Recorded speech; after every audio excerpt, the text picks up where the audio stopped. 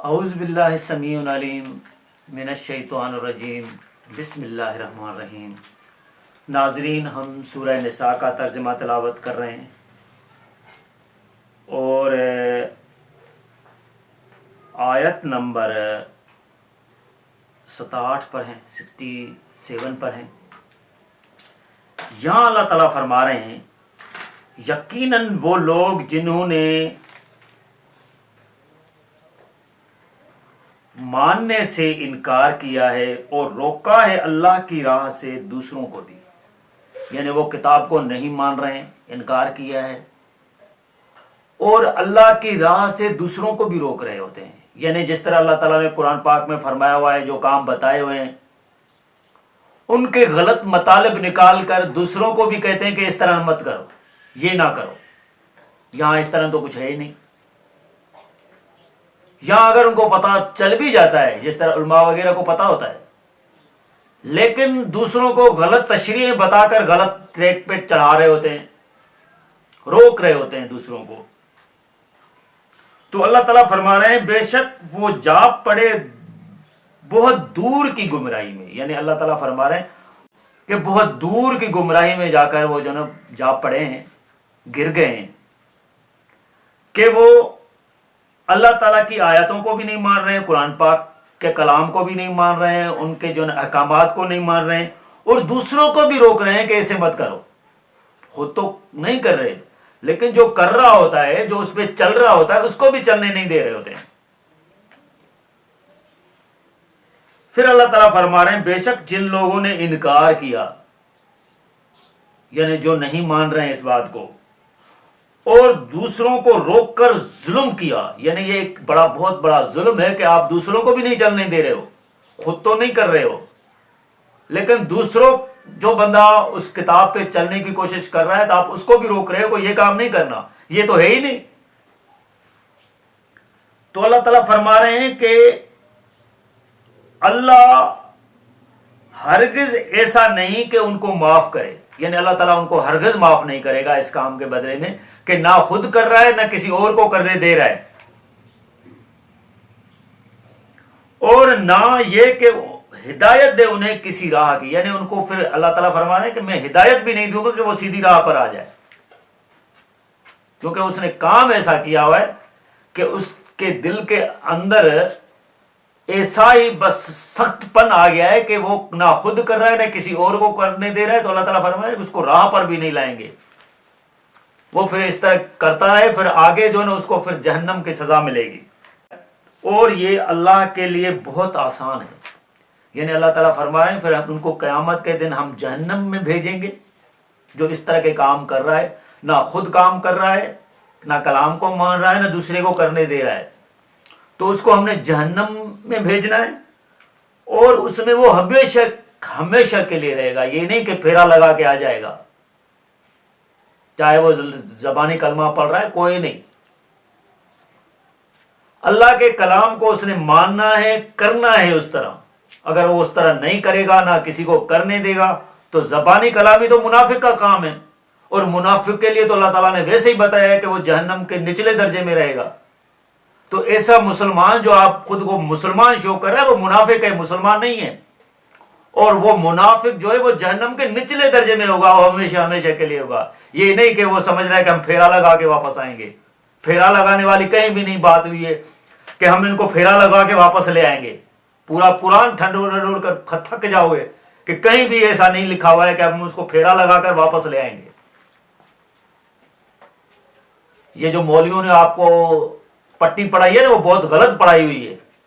آپ کو انہوں نے پھیرے پہ لارے پہ لگایا ہوا ہے کہ وہ جو مسلمان ہے وہ اسی طرح پھیرے پہ لگا رہے، وہ آپ کو گھماٹی دے رہا ہے، پھیرا دے رہا ہے، چکر دے رہا ہے آپ کو، تو وہ ہمیشہ رہے گا۔ اور یہ اللہ کے لیے بہت آسان ہے۔ اللہ تعالیٰ فرما رہے ہیں یہ میرے لیے بہت آسان ہے کہ میں کسی کو ہمیشہ کے لیے وہاں رکھ دوں۔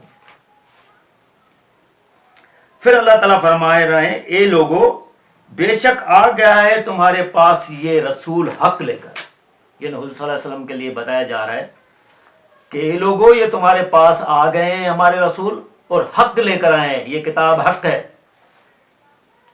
تمہارے رب کی طرف سے، یہ اللہ تعالیٰ کی طرف سے کتاب ہے اور یہ حق ہے، لہذا ایمان لاؤ اس پر، یعنی اس پر ایمان لے آؤ، اس کے احکاموں کو مانو، بہتر ہوگا تمہارے لیے۔ یہ آگے جب حساب کتاب ہوگا تو آپ کے لیے بہتر ہوگا کہ آپ پھر ایمان والوں میں شامل ہو جائیں گے، اللہ تعالیٰ آپ کو معاف کرے گا، آپ کے گناہوں کو بخش دے گا۔ اور اگر انکار کرو گے، اس کو نہیں مانو گے، تو بے شک اللہ ہی کا ہے جو کچھ آسمانوں میں ہے اور زمین میں ہے۔ یہ اگر آپ کتاب کو نہیں مان رہے ہو، جو اللہ کا رسول حق یہ لے کر آیا ہے، اس کو آپ نہیں مان رہے ہو، تو اللہ تعالیٰ فرما رہے ہیں کہ پھر وہ جو کچھ آسمانوں میں بھی ہے یا زمین میں ہے، وہ سب اللہ ہی کا ہے، اور اللہ سب کچھ جاننے والا اور بڑی حکمت والا ہے۔ یعنی اللہ تعالیٰ کو سب پتہ ہے کہ کون کیا کر رہا ہے، سب کچھ جاننے والا ہے اور بڑی حکمت والا ہے۔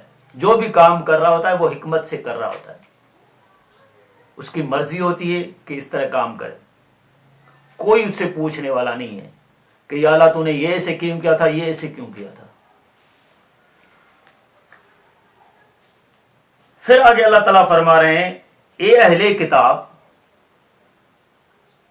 مت مبالغہ کرو اپنے دین کے معاملات میں۔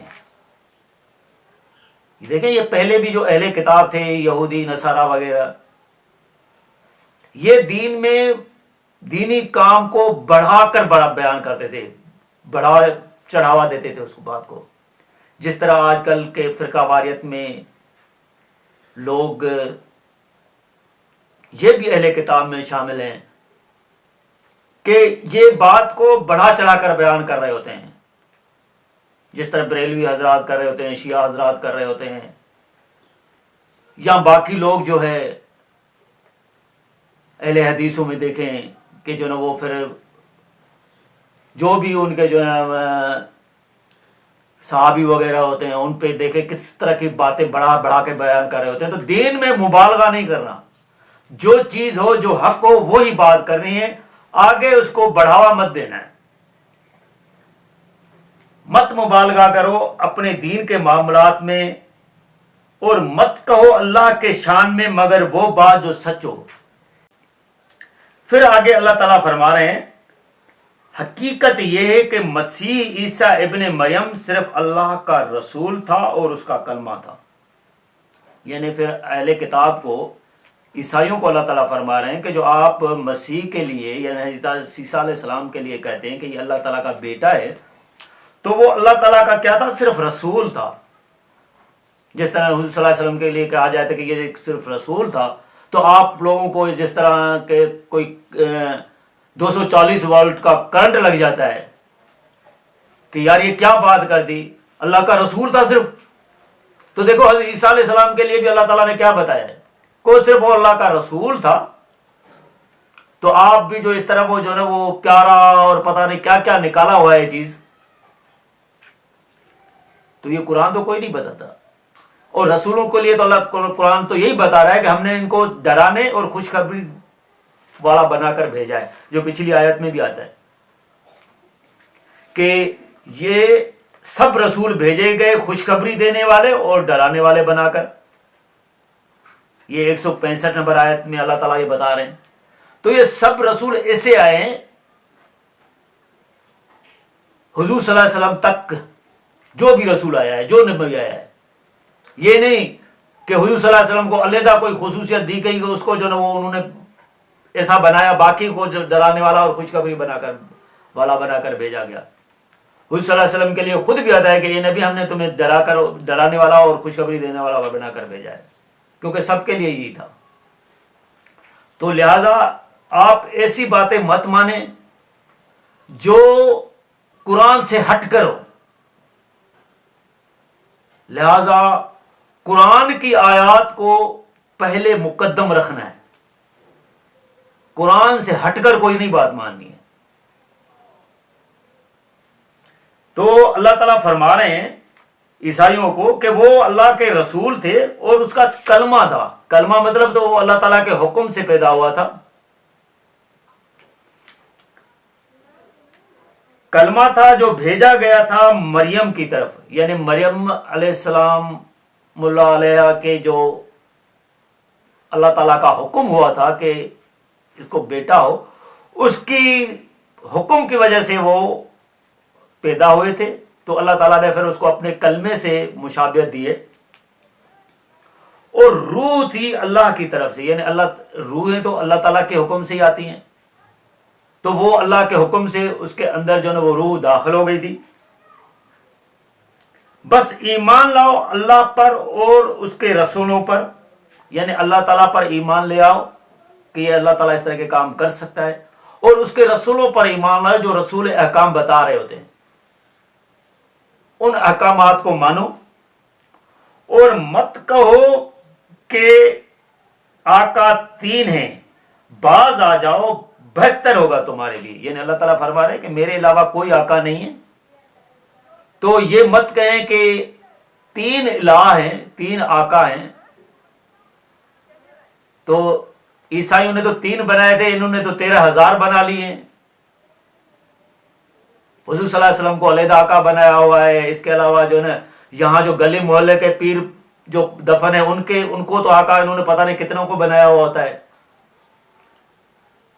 फिर फिरकावारियत के हिसाब से देखें कि हजरत हसन, हजरत हुसैन, हजरत अली, हजरत फातिमा, या जो आले रसूल वगैरह हैं उनको जो वो उन्होंने कितने आकाएं बनाए हुए हैं। और इन जितने पीर बनाए होते हैं ये सब इनके आकाए बने हुए हैं। तो उन्होंने तो सिर्फ 3 को बनाया था, इन्होंने पता नहीं कितनों को बनाया हुआ है। फिर भी कह रहे हैं कि हम फेरा लगा के वापस आ जाएंगे। वाह, क्या सोच है आप लोगों की। आके अल्लाह ताला फरमा रहे हैं, हकीकत यह है कि सिर्फ अल्लाह ही अकेला आका है। ये नहीं कि 3 आका है। अल्लाह ताला फरमा रहे हैं कि हकीकत यह है कि मैं अकेला ही आका हूं, अल्लाह ही अकेला आका है।